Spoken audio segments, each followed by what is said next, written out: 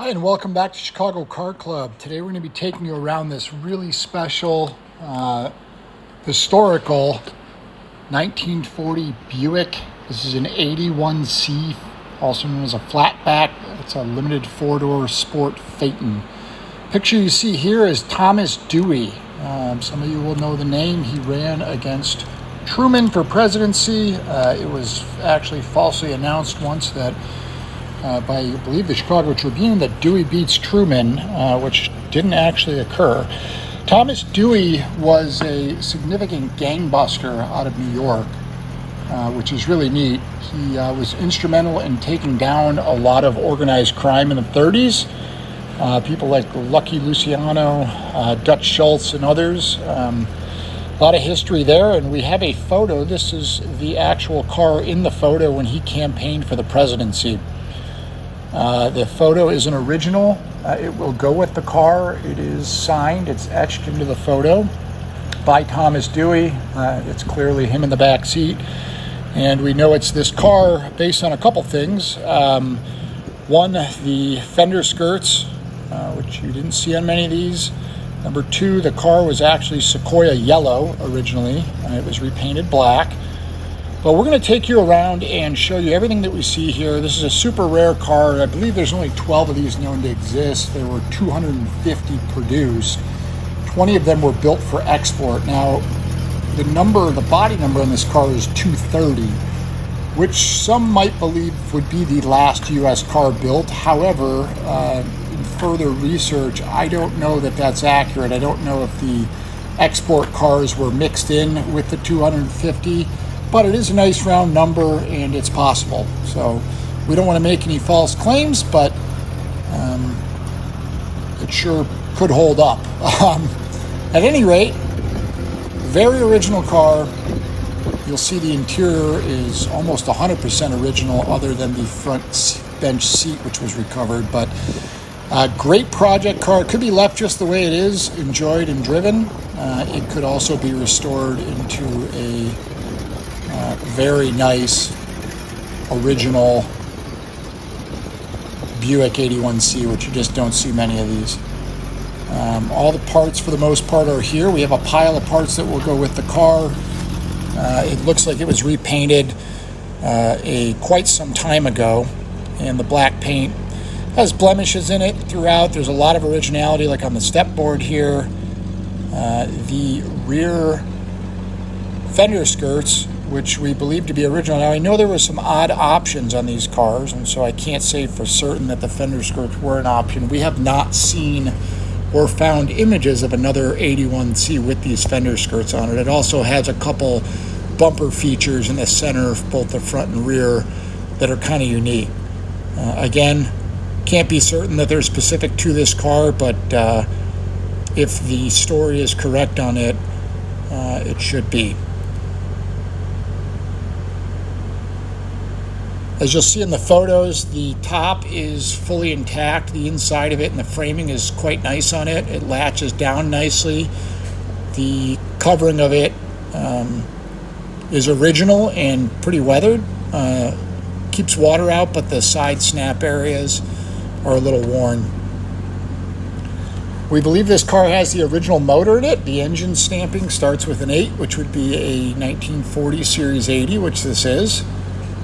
And the car decodes, obviously, as an 81C, which is known as the Flatback Phaeton, or Phaeton.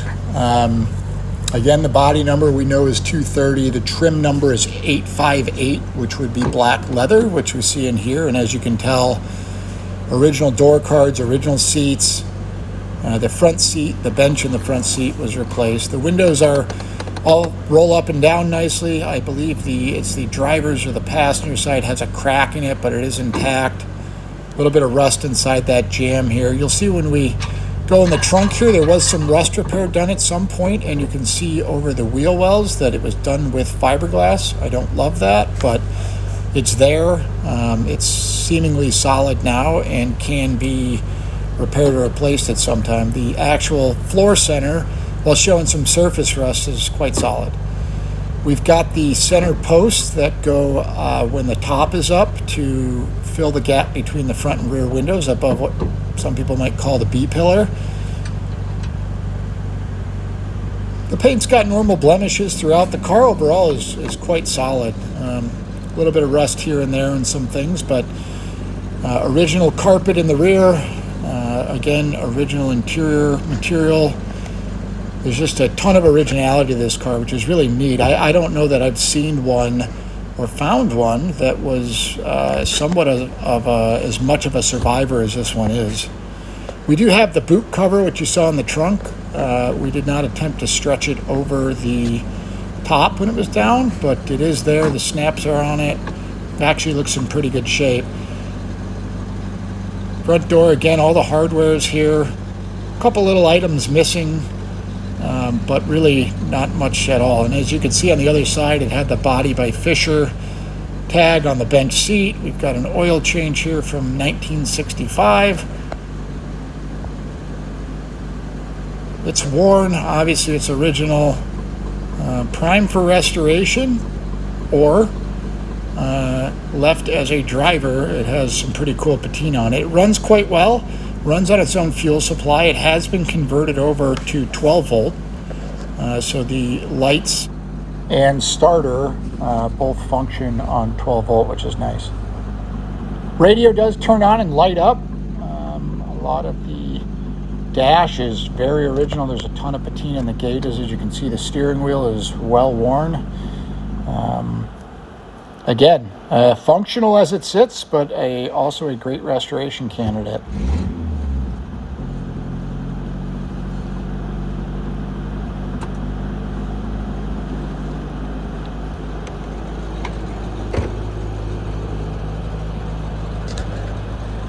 As you can see, headlights and taillights.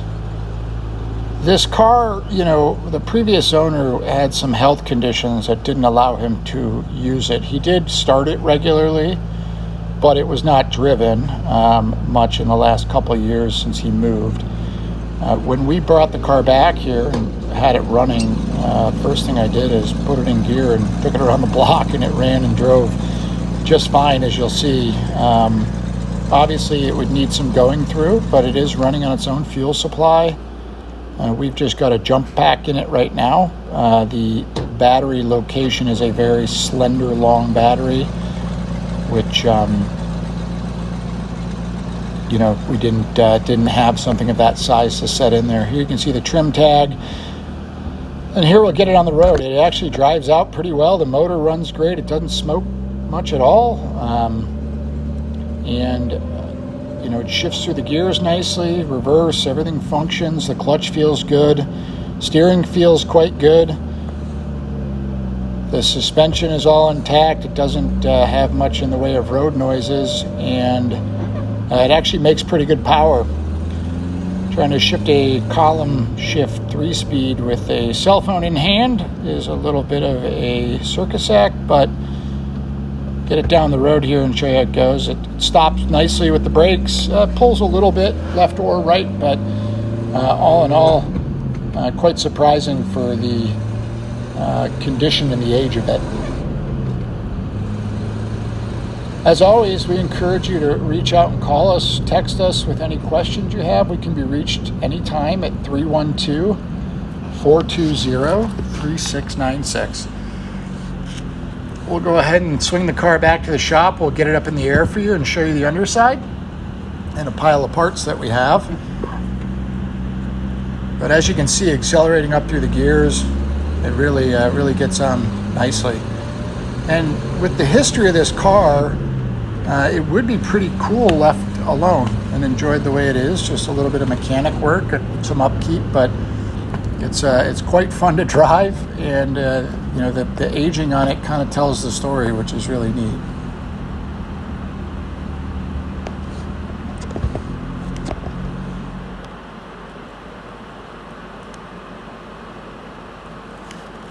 And we'll just get you around the lower edges here on the running board. You can see that original step padding there. We are missing one of the wheel centers. I believe it is the right rear. The center cap is gone, but Those are replaceable. And other than the rust repair in the trunk area, the underside of the car is actually in pretty good shape, even on the underside of these running boards. And as you'll see when we get underneath it, the frame itself and the body mount positions. Also to note is when you put the convertible top down, you don't have to twist anything. It sets right down in the center, which tells us the car is nice and straight, not twisted. We do have a spare transmission, spare steering wheel, a couple other parts that will go along with the car you'll see in the photos. But really it's a pretty neat piece of American automotive history, and having a connection back to a politician of the era that was significant. If you go to the Mob Museum website in Las Vegas, he is one of the few people highlighted both in the museum and on their website. So again, feel free to give us a call if you have any comments, questions, or concerns. You can also text us at 312-420-3696. And if you know any more of the history of this car, we'd also love to hear from you. This is what makes our job so fun, is getting to go through interesting, neat cars like this that find their way to us. So we are happy to pass the car on to the next adoring owner, and we look forward to speaking with you. Thanks.